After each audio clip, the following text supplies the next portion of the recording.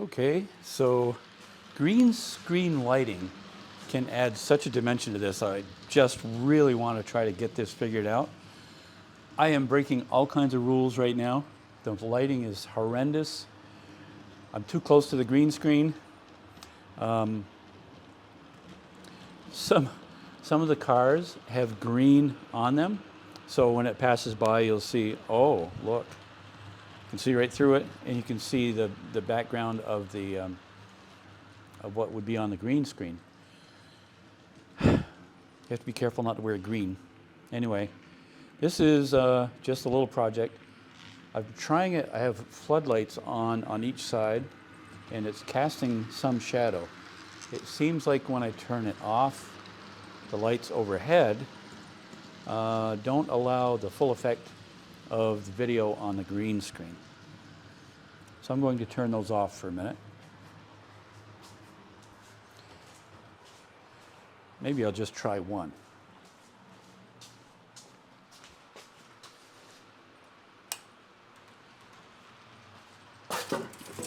That kind of makes it look, I don't know, that looks, I won't know until I edit it, but this is what I'm trying.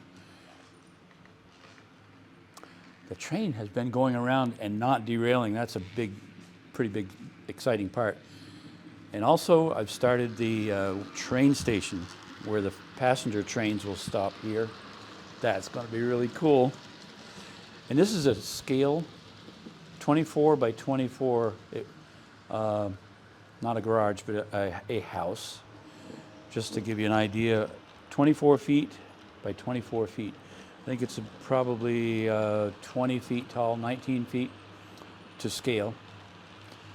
Okay, I'm going to try turning this light off.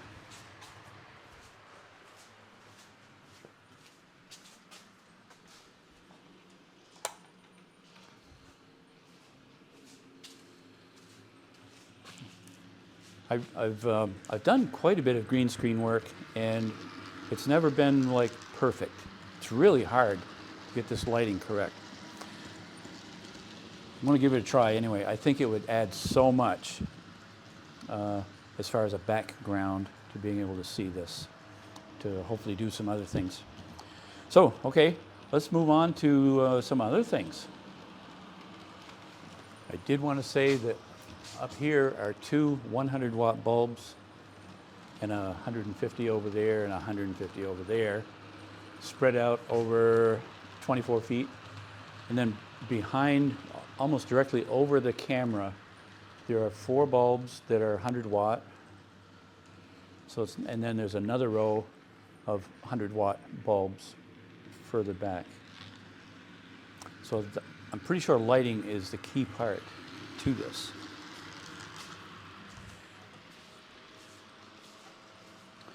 If I come up front, I know it changes some of the dynamic as far as what you can see on the screen and not. By the way, the video on the screen is the rail yard down in St. Johnsbury, Vermont. I'm hoping I'll be down there sometime and get a video when there's a train coming through. I'm not sure of their schedule. It varies by sometimes as much as an hour. It's typically one train goes north and that same train goes south. There's not a lot of activity there. Okay, let's move on to the next thing. I got a gift. I got a early Father's Day gift. Early. Chad and his wife Olivia got this for me and their kids. This is pretty cool. Sasquatch. Sasquatch will have arrived on the scene. And here comes the locomotive and train cars with our first passenger, Sassy Squatch. So I need to finish the ballast work. That's another thing I did. So I picked up, let's look at this. I had bought this online, Scenic cement, and it worked really well. It came with a sprayer. That's just water. But I used in maybe a third of the track, I used all of this up So I think it was $15 or something for these.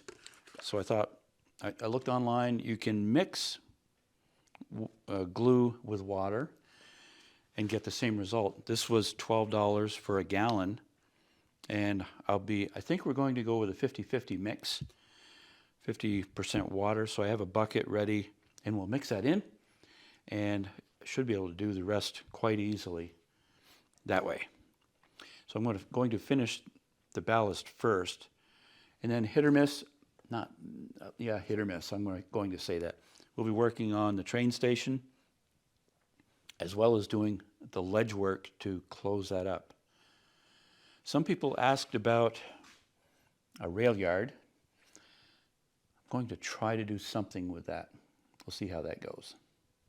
I'm going to mix about 3/4 of a gallon. So this is filled just under halfway. Hopefully this goes well. Ooh, that's thick goop. Then I'll take a sprayer, a paint paddle, mix that up. That is not dissolving down there. Hopefully it breaks up well. Maybe a while. Stirring this up, looks like. I thought it might just plain dissolve. We'll see.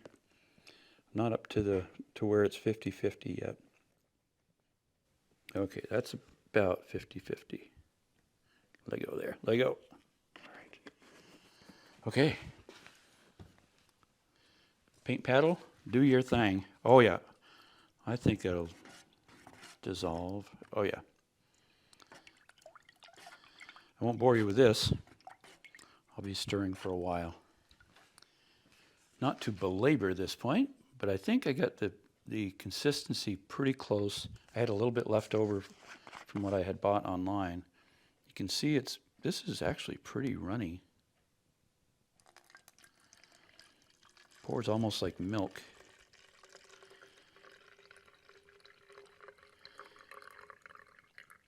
I'll mix some of that in and see how it goes. I guess we'll know pretty quick. I'm going to funnel, because I don't have a good way to pour that. So I'm just boxing the glue. That's what they call it in painting terms, is boxing it. There is some debris in here, unfortunately, so I'm going to use a funnel with a strainer. Let's see what happens. Let's see how it pours. I have the feeling this is going to get messy. Here we go. That looks pretty good. All right. Well, here it goes. This particular bottle is a mixture of what I had bought online and what I mixed. It worked really well just to run over it with a sanding sponge after it was dry. I didn't press down hard, but just to get the glue off the track. I'm not concerned about it getting out here because we're going to be treating all of that.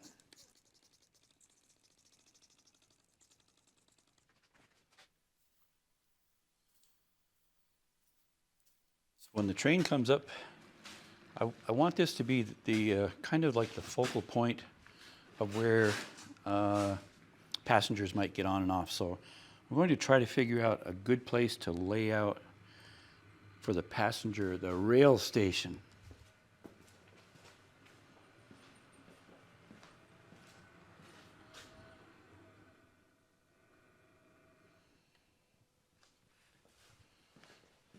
Probably somewhere like that. Wow. I have built a miniature garage to scale, 1/16 scale. 1/87 is a lot smaller, and my equipment, my saws and so on, don't make it, I can't make it small enough. So I ordered some of these. They're really tiny. Let me tell you what the scale is for that. I just barely scaled this out. So 1/87, this is the equivalent of 2.5 feet. I guess if you hold it up to the train, you could see if you stacked, I think that, I can't remember how tall the train is. It's that tall. So you can see with 4 of these at 2.5 feet, that represents about 10 feet. So it's actually probably a little less than 10. I mean, a little less than 2.5. But this is about the smallest I can work with. So it won't be an exact scale, but I'll try to get it as close as possible. If not, I have 500 coffee stirrers to stir coffee.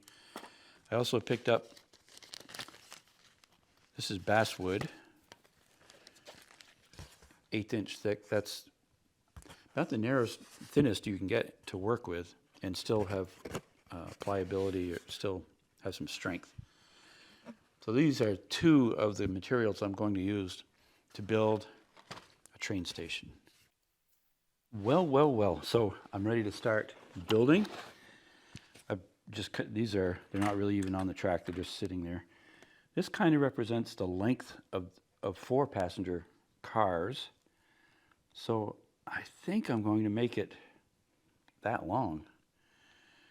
The scale I'm going to use, I was trying to figure, so apparently a locomotive in general is about 16 feet tall, real life. So for easier math, I went with, or going to go with, an 1/8 inch equals a foot. So if 16 feet high would be 2 inches. And so I measured over here. One of the cars is about 2 1/8 inches from the ground. So I'm going to go 2.5 inches, which would equal a 20-foot tall kind of a veranda porch area. We'll see how that, I'll cut a few of these, see how that cuts. Boy, this stuff is so tiny. I'm going to try to use these. I haven't even tried to cut one yet. See how that goes. And then we'll cut some studs, cut some plates. I'll cut a base for the whole thing so it'll be movable. If I wanted to work on a workbench with it, I can do that. I think I ought to get started. As a builder, I hate waste. It's just inefficient to have to throw away everything. So I just realized in trying to make a 20-foot high wall, if I cut these in thirds, I get exactly 3 out of them. And these work really well for cutting my wood. Put on the line. Click. One thing I had not taken into allowance was the bottom and double top plate, so it'll be 3 of those thick. So that will actually subtract about 1/4 inch, almost 1/4 inch. So I've shortened these stud lengths to basically 2 1/4 inches. But the overall height, once you add the bottom plate,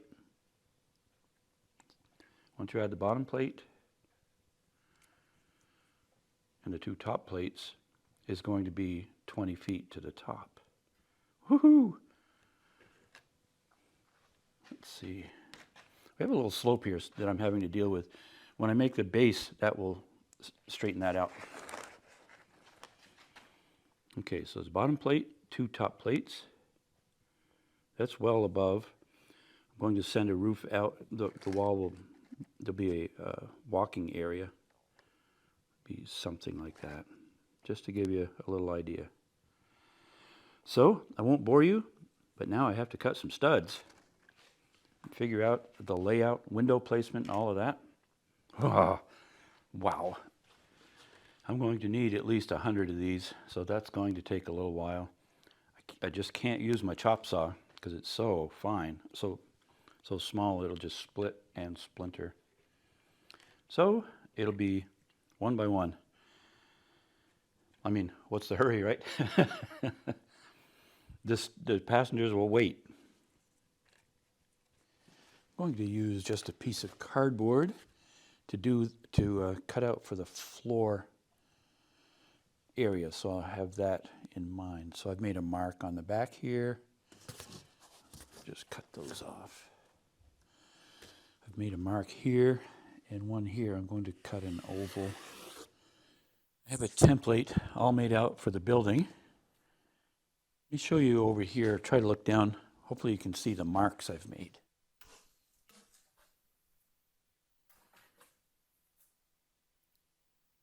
Those pencil marks represent, this one represents the halfway point, and this is a quarter, another quarter. So it's going to have some angles to it to shape around to blend in with the cars as they come in. So now I'll take the cardboard over and match it up to some Luan. I didn't have any Luan, so I had to buy a whole sheet. So this kind of represents what it would be. I think I'll leave this section on so it'll be pretty deep. I think that'll be fun to try to see maybe a gift shop or something in there. So that's pretty much it. Nice. So now I'll take a jigsaw, cut that out, see how it looks.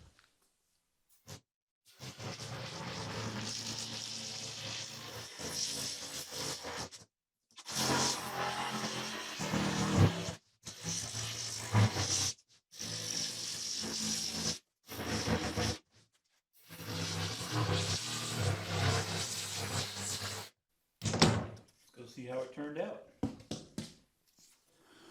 Alrighty, right there. That's good. So in scaling it out, I ran a tape measure across this way. To scale from here to this corner is 288 feet. And from that corner to this corner, 576 feet in scale. It's like 2 football fields. So it's fairly big train station. There'll be a walk area outside with a roof over that. And we'll divide the roof sections. It'll be 4 roof sections. Probably do some like dormers up above just for looks. Wow, this is going to be really nice. Hey, one other thing. Dan he has some locomotives. Santa Fe. That's a pretty good size one. And he's got an old choo-choo. He says I have to be careful with this one. It's his favorite. Southern Pacific Lines. Wow. Okay, I can't wait to get some framing up on that train station. That is going to be pretty doggone cool. Hope you enjoy it.